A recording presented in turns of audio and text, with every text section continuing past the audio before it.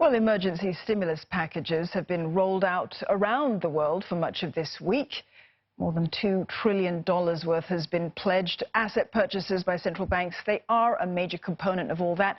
Among the biggest measures, well, the European Central Bank has launched an emergency bond buying program that's worth more than a whopping $800 billion. And it's going to buy government and company bonds to try to boost liquidity in the markets.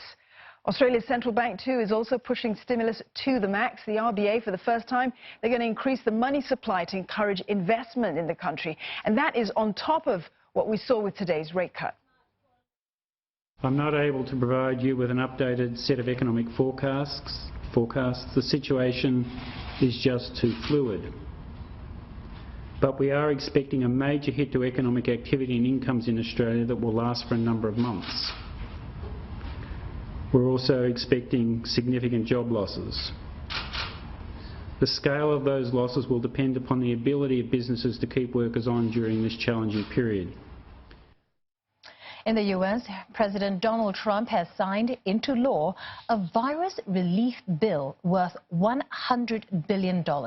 It will provide for emergency paid leave and unemployment benefits. And that's in addition to the previously announced stimulus package that could be worth more than $1 trillion. Now, Simon Marks is live in Washington, D.C. He joins us now. Simon, now, Mr. Trump says that he's going on a war footing now?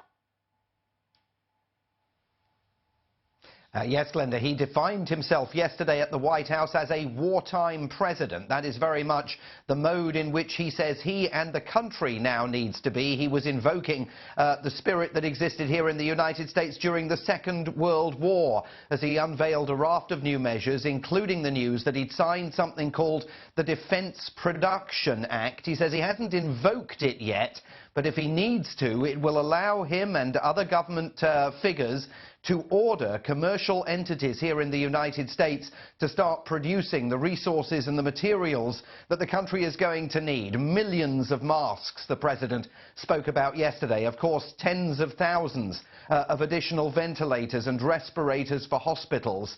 And it's apparent that the numbers here, the numbers of confirmed infections, are going to rise dramatically over the course of the next few days, because finally the testing kits are getting out to states and localities across the country. So we've seen a sudden spike in numbers from New York, for example, over the last few hours. The president's top public health officials at the White House say the data up until now essentially has been unreliable because there have been so few tests being carried out. In about a week, they think they will have sufficient data to understand where in the curve of this pandemic America finds itself. Excuse me. And Simon, if those numbers were to spike and increase in the way that the administration anticipates they will, we can expect an even greater impact on the economy than perhaps was anticipated. So can we expect even more money to be pumped in, despite the fact, you know, we've seen a fair amount of support till now? Definitely a fair amount up until now, Dawn. I mean, one wonders how much, ultimately, they've actually got in their arsenal to fund all of these stimulus packages. There's definitely going to be more. Mitch McConnell, the Republican leader in the Senate, is engaged in more negotiations with members of his caucus.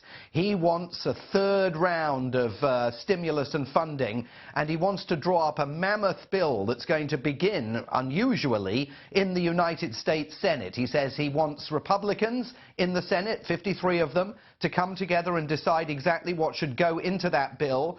Then he's going to open the conversations up with Democrats, not only in the Senate but in the House of Representatives. And what, of course, is driving elected representatives on Capitol Hill is the knowledge that it's not just President Trump who's up for re-election later this year. The entire House of Representatives and a third of the Senate is up for re-election later this year. So they want to find ways of demonstrating, particularly to hard-hit American workers from coast to coast, that they are going to be supported and that in some fashion their lost incomes are going to be replaced. That, of course, is going to be a mammoth task, given how long it seems the United States and countries globally are going to be dealing with the dislocation to the economy that has only just begun. Simon, thank you very much for that update there. Always good to talk to you. Simon Marks there in Washington, D.C.